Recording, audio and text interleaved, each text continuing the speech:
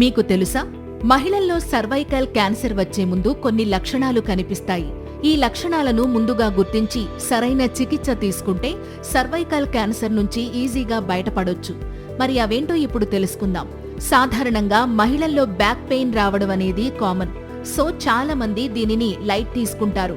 కానీ మహిళల్లో cervical cancer వచ్చే ముందు క్యాన్సర్ కణితి పెరగడం వల్ల కూడా బ్యాక్ పెయిన్ రావచ్చు. ఇంకా తరచూ విపరీతమైన కడుపు నొప్పి, ముఖ్యంగా పొత్తి కడుపు కింద వచ్చే అవకాశం ఉంటుంది.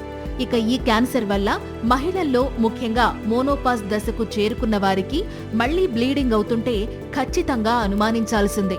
ఇంకా ఈ క్యాన్సర్ వల్ల పీరియడ్స్ ఎక్కువ రోజులయ్యే అవకాశం ఉంటుంది.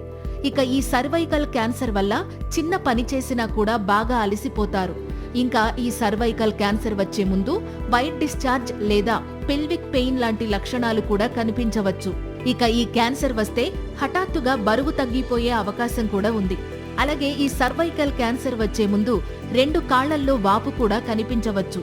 సో మీలో ఎవరికైనా ఈ లక్షణాలు కనిపిస్తే వెంటనే డాక్టర్ను సంప్రదించండి. Thank you.